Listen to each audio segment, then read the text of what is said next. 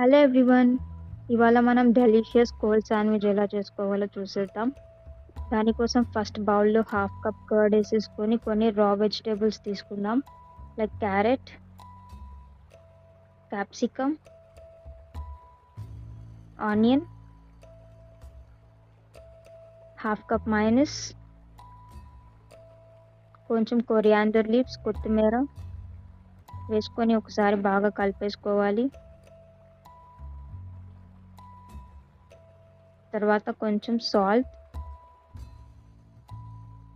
కొంచెం black pepper powder వేసుకొని బాగా కలిపేసి ఒక 10 మినిట్స్ రెఫ్రిజిరేటర్‌లో పెట్టేయండి.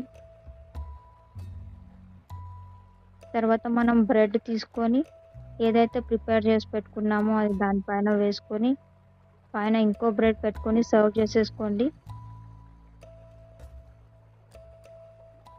మనకి ఎంతో ఇష్టమైన delicious cold sandwich ready. Enjoy eating.